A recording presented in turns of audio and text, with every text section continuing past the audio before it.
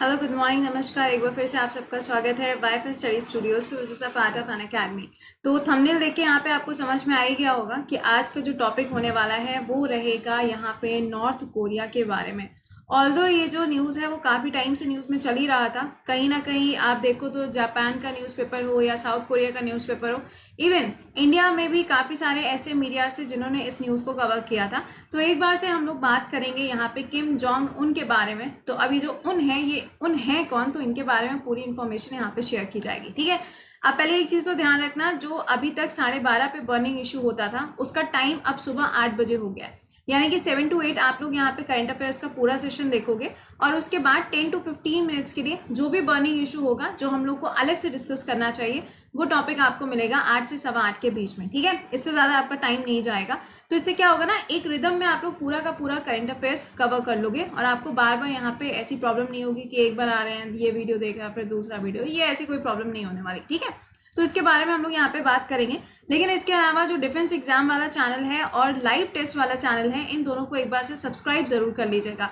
Session को शुरू करने से पहले वैसे हम उम्मीद आपसे कर ही सकते हैं कि आप लोगों ने इसको लाइक और शेयर कर दिया होगा, लेकिन अगर फिर भी इसको शेयर नहीं किया है तो प्लीज़ सेशन को शेयर कर दीजिएगा। अब देखो यहाँ पे न्यूज़ की शुरुआत होती कहाँ से। साउथ कोरिया ने अभी हाल ही में अपने न्यूज़पेपर में एक न्यूज़ हेडलाइन दी है जिसमें बोला गया है कि किम जोंग उन जो हैं वो बिल्कुल सही सलामत हैं और जिंदा हैं।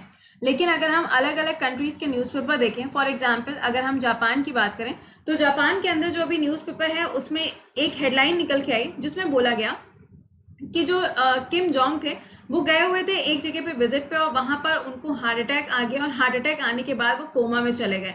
तो आप ये कह सकते हो कि जितने अलग अलग न्यूज़पेपर हैं वो अपने हिसाब से चीज़ों को यहाँ पर बोलते जा रहे हैं। जापान ने तो यहाँ पे ये बोल दिया कि वो कोमा में चल रहे हैं, लेकिन और भी ऐसे न्यूज़पेपर्स हैं जिसमें यहाँ पर ये लिखा हुआ पाया जा रहा है कि किम जोंग जो थे ना वो ओवरवेट थे, मतलब वो ज़्यादा ही वो खाना खाते थे। और आपको तो पता ही है कि वो तानाशाह थे, तानाशाह थे तो आराम से सोते भी रहते होंगे दिन भर, लेकिन ऐसा नहीं था। तो यहाँ पे ये बोला जा रहा है कि वो बहुत ज़्यादा ओवरवेट भी थे, जिसकी वजह से हो सकता है कि उनके साथ कुछ हेल्थ के इश्यूज आ गए होंगे। तो ये सब चीज़ें जो हैं ये आपको न्यूज़पेपर में देखने को मिल रही हैं। अब कहानी की शुरुआत कहाँ से हुई है इसके बारे में भी हम लोग बात करेंगे, लेकिन अभी साउथ कोरिया ने इस चीज़ को कंफर्म किया है कि किम जोंग जो है वो बिल्कुल सही सलामत है और ये जिंदा है। अब अगर हम यहाँ पे बोलें कि किम जोंग है कौन, अभी आधे लोग ऐसा भी पूछ सकते हैं कि ये हैं कौन, है ना। तो पहले मैं बता दूं कि ये तानाशाह है कहाँ के, नॉर्थ कोरिया के। नॉर्थ कोरिया का जो रीजन है वहां पे आप लोगों ने सुना होगा कि अक्सर डिस्प्यूट रहता है, हमेशा विवाद होता रहता है यूएसए और नॉर्थ कोरिया के बीच में। क्योंकि अगर हम नॉर्थ कोरिया को देखें तो नॉर्थ कोरिया के बेस्ट फ्रेंड इस टाइम पे कौन बने घूम रहा है, चाइना। आजकल हर किसी का बेस्ट फ्रेंड बना घूम रहा है। तो चाइना यहाँ पे बहुत अच्छे रिलेशंस रखता है नॉर्थ कोरिया के साथ। तो फिलहाल साउथ कोरिया ने यहाँ पे इस न्यूज को रिलीज किया है। अब कहानी शुरू कहाँ से हुई, एग्जैक्टली यहाँ पे हुआ क्या। तो साउथ कोरिया ने एक सैटेलाइट इमेज जारी करी है जिसमें यहाँ पर आपको एक ट्रेन नजर आ रही होगी। अब इस ट्रेन का किम के साथ क्या लेना देना है, तो एक्चुअली ये जो इनकी ट्रेन है ना, ये इनकी आप कह सकते हैं कि इनकी ये सवारी है। जहां पे भी इनकी फैमिली विजिट करती है वहां पर आपको ये ट्रेन ही देखने को मिलती है, क्योंकि वो लोग इसी से ट्रैवल करते हैं। अभी तक क्या हुआ था, यहाँ पे ये बातें इसलिए बोली जा रही थी कि इनका कुछ अता पता नहीं चल रहा है, क्योंकि उसके काफी सारे रीजन दिए जा रहे थे। सबसे पहला रीजन यहाँ पे ये दिया गया है कि 11 तारीख को, 11 अप्रैल को 2020, 11th ऑफ अप्रैल को एक मीटिंग हुई थी। जितने भी वर्कर्स हैं उनकी मीटिंग हुई, उसके बाद से अभी तक नॉर्थ कोरिया के तानाशाह को कहीं पर भी देखा नहीं गया। मतलब वो कहीं पे देखे भी नहीं जा रहे, लेकिन उसके बाद भी वो सुर्खियां बड़ी ज्यादा बटोरते हुए फिर रहे हैं। अब दूसरा पॉइंट यहाँ पे ये निकल के आता है कि 15 अप्रैल को, यानी कि 15th ऑफ अप्रैल को इनके जो दादाजी थे ना, उनकी बरसी थी, उनकी एनिवर्सरी थी। बरसी नहीं बोलेंगे बल्कि यहाँ पे एनिवर्सरी बोलेंगे। तो उनकी एनिवर्सरी पे जो फंक्शन होता था वो भी बहुत ग्रैंड लेवल पर होता था, लेकिन वहां पे भी ये नहीं पहुंचे। जब ये वहां पे नहीं पहुंचे उसके बाद इन्होंने बहुत ज्यादा सुर्खियां, आप कह सकते हैं कि सुर्खियों में आना शुरू कर दिया, क्योंकि इनकी प्रेजेंस ना होना बहुत बड़ी बात थी, क्योंकि वो हर साल वहां पर जरूर जाते थे, उस फंक्शन को हमेशा ही अटेंड करते थे। तो सबसे पहली चीज तो यहाँ कि एक तो रीजन यहाँ पे था, लेकिन इसके साथ आपको एक और रीजन देखने को मिल रहा है, और वो रीजन यहाँ पे क्या है कि 15th ऑफ अप्रैल को इनकी कोई भी प्रेजेंस वहां पे देखने को नहीं मिली। लेकिन अभी हाल ही में जो यहाँ पर आपको ये ट्रेन देखने को मिल रही है ना, ऐसा बोला जा रहा है कि नॉर्थ कोरिया का जो ईस्टर्न कोस्ट है वहां पर इस ट्रेन को देखा गया है और उसी जगह पर वो अभी सेफली वहीं पर रह रहे हैं। अगर आप पूरे नॉर्थ कोरिया के बारे में अगर सर्च करोगे ना, तो आपको देखने को मिलेगा कि वहां पे बहुत सारे टनल्स भी बने हुए, मतलब आप कह सकते हैं कि बहुत सारी गुफाएं बनी हुई हैं कि कहीं ना कहीं अगर कोई भी कभी अटैक होता है, सपोज करो अगर कभी न्यूक्लियर अटैक होता है या कभी कोई मिसाइल अटैक होता है, तो भी वो उस चीज से पूरी तरीके से प्रोटेक्टेड है। मतलब आप ये समझ लो यहाँ पे कि सपोज करो कोई भी टनल है, ठीक है, तो अब यहाँ पे अगर कोई अटैक होता है तो ये उससे प्रूफ रहता है, इस तरीके की यहाँ पर डिजाइनिंग करी गई है। तो यहाँ पे ये चीज बोली गई कि ईस्टर्न कोस्ट पे इनकी जो ट्रेन है वो अभी हाल ही में देखी गई है सैटेलाइट इमेज के थ्रू, और ये किसने जारी किया है, तो ये साउथ कोरिया के द्वारा जारी किया गया है। अब कहानी यहाँ पे ये बनती है कि अगर यहाँ पे ऐसी चीजें हो रही हैं, अलग अलग जो कंट्रीज है वो अपने हिसाब से अलग अलग चीजें भी बोल रही है, अब सवाल ये पैदा होता है कि अगर मान लो, सपोज कर लो कि इनको कुछ हो भी जाता है, ठीक है, अगर इनको कुछ हो भी जाता है तो आपको तो पता है ना कि तानाशाह, मैंने आपको बताया था कि किम जॉन का जो नाम है अगर वो किसी और व्यक्ति का भी नाम हो जाता है तो भी उसके लिए बड़ी मुसीबतें हो जाती हैं। तो इनके नाम का भी पेटेंट है कि ये नाम सिर्फ एक ही व्यक्ति का रहेगा। वहां पे आप देखेंगे तो इंटरनेट सर्विसेज नहीं है, टीवी की सर्विसेज नहीं है, मतलब ये सब चीजें आपको वहां पर देखने को नहीं मिलती हैं। तो ओवरऑल अब यहाँ पे ये न्यूज भी आ रही है कि अगर मान लो यहाँ पे कि नॉर्थ कोरिया के अंदर किम जोंग नहीं रहते हैं, सपोज नहीं रहते हैं, क्योंकि अभी कुछ भी इनके बारे में कंफर्मेशन नहीं आई है, तो इनकी जो सिस्टर है, इनकी जो बहन है, वो अगली सक्सेसर के रूप में देखी जा रही है। लेकिन अभी भी ऑफिशियली ऐसा कोई अनाउंसमेंट नहीं किया गया है कि अगला सक्सेसर कौन होगा, ठीक है। अब यहाँ पे बात आती है कि भाई इनका नाम क्या है, तो इनके अगर हम नाम की बात करें तो किम यो जोंग, मतलब जोंग वोंग है ना, किम विम बस ऐसे याद रख लो, यहाँ पे किम याद रख लो, पूरे खानदान का नाम याद हो जाएगा। तो यहाँ पे किम का जो नाम है वो सामने आ रहा है कि अगली सक्सेसर के रूप में इनको जाना जा सकता है।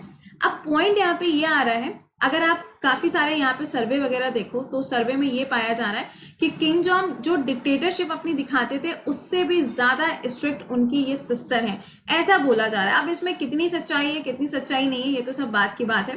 फिलहाल हमें बस अगर एग्जाम पॉइंट से देखा जाए तो यहाँ पे नॉर्थ कोरिया साउथ कोरिया का रिलेशन हमारे लिए इंपॉर्टेंट हो जाएगा।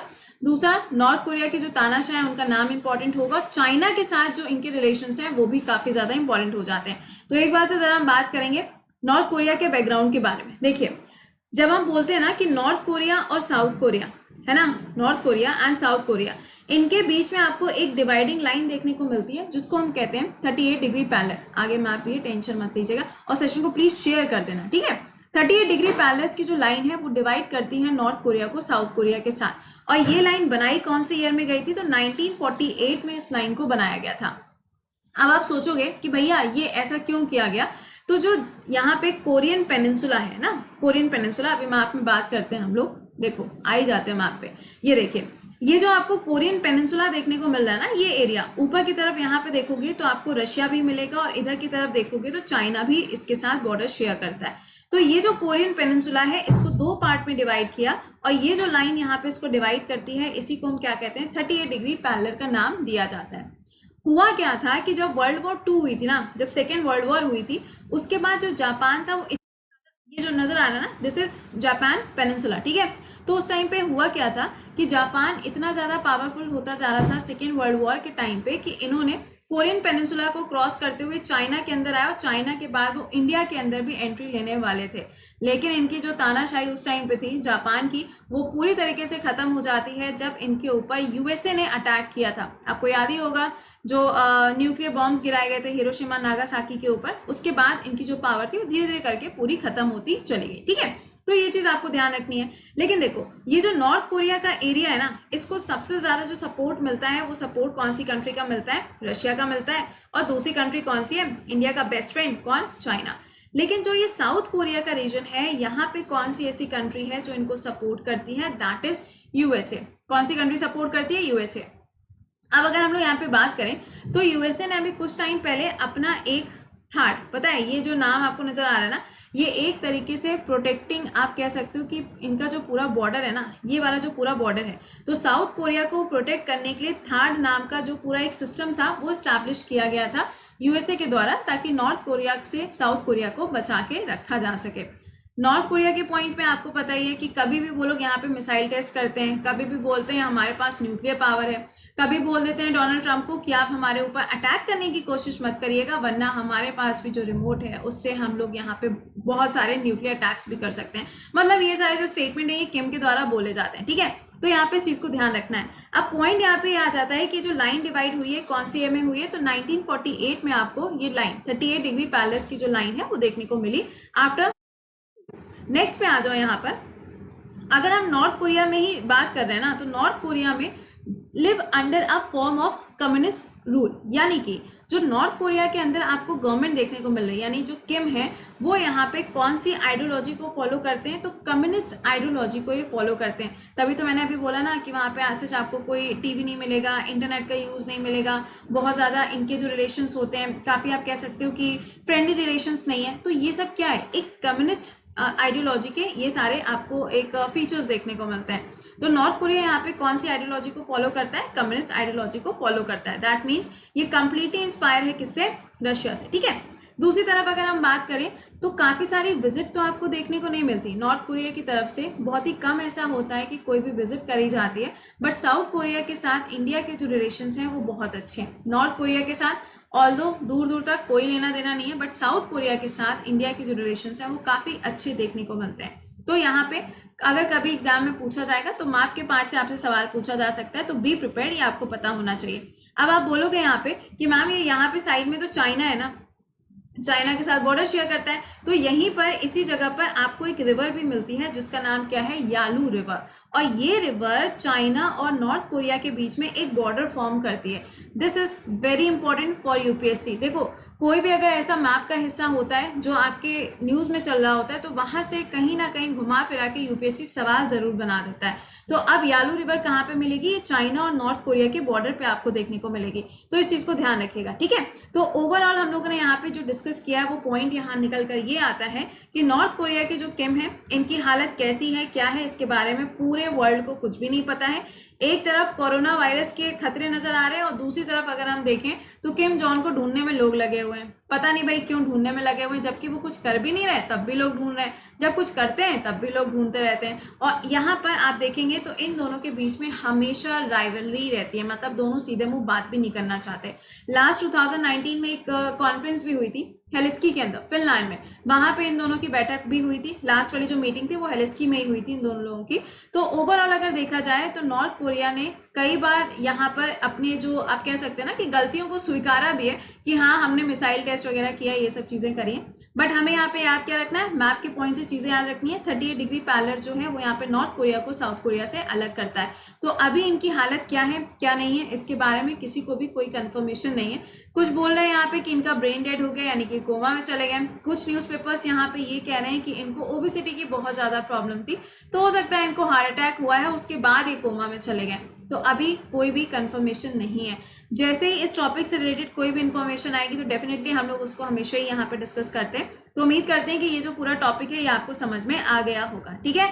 अब सेशन को एंड करने से पहले मैं आपको यहाँ पे ये बताना चाहूंगी कि जो ये बैच आपको नजर आ रहा है ना, कौन सा, बैंकिंग के लिए, किस चीज का, जनरल अवेयरनेस का, जिसमें हम लोग सारे स्टेट पढ़ेंगे विद करंट अफेयर्स, जितने फाइनेंशियल टर्म है या फिर बैंकिंग अवेयरनेस के टर्म है वो पढ़ेंगे, और लास्ट में हम लोग यहाँ पे सारी गवर्नमेंट स्कीम्स को कवर करेंगे। ये बैच स्टार्ट होने जा रहा है 1 मई से। अगर अभी तक अवेल नहीं किया तो प्लीज इसको अवेल कर लो, क्योंकि सिर्फ 2 दिन बचे हुए, 2 दिन के बाद ये बैच स्टार्ट हो जाएगा, ठीक है। दूसरा देखो एसएससी का बैच। अब आज हम लोग देखो, मैंने आपको बताया था ना कि 8 से 9 जो है वो अनअकैडमी पे एसएससी का क्लास चलता है। तो ये जो बैच अभी चल रहा है आज, इसमें हम लोग ने क्या पढ़ा होगा, आज हम इसमें पार्लियामेंट चैप्टर पढ़ा रहे हैं। तो अगर अभी भी आप लोगों ने एसएससी का इस बैच को अवेल नहीं किया तो प्लीज डू अवेल। मैं इसलिए बोल रही हूँ क्योंकि अगर आप स्टेट के लिए प्रिपेयर कर रहे हो, एनडीए, सीडीएस, डीआरडीओ, रेलवे, किसी भी एग्जाम के लिए अगर आपको जीएस प्रिपेयर करनी है तो दिस बैच इज मस्ट, क्योंकि अभी पॉलिटी चल रहा है, फिर बाकी जीएस के जो सब्जेक्ट्स होंगे वो आपको मिलेंगे। एंड इन दोनों बैचेस में बेस्ट पार्ट ये है कि अगर आप मेरे क्लासेस यहाँ अवेल करते हो तो आपको मैथ्स, रीजनिंग और इंग्लिश जो है वो फ्री में मिलेंगे, और वो भी किसके, जितने भी अनअकैडमी पे एजुकेटर्स हैं सबके क्लास, ठीक है। तो आई होप कि इतनी इन्फॉर्मेशन आपके लिए बेनिफिट लेकर आएगी। ऑब्वियसली बात है कि जहाँ पे नॉलेज की बात होती है वहाँ बेनिफिट्स तो हमेशा ही होते हैं। तो ये था आज का बर्निंग टॉपिक जो हम लोगों ने डिस्कस किया। अब इसके बाद आप लोगों से मुलाकात होगी शाम को 4 बजे, और करंट अफेयर्स का जो लाइव क्लास होता है सुबह 7 से 8, वहाँ पे आपसे मुलाकात होगी कल। तो तब तक के लिए खुश रहिए, मुस्कुराते रहिए, और बैचेस में जुड़ना मत भूलिएगा। तो मिलते हैं शाम में 4 बजे, तब तक के लिए बाय बाय, टेक केयर।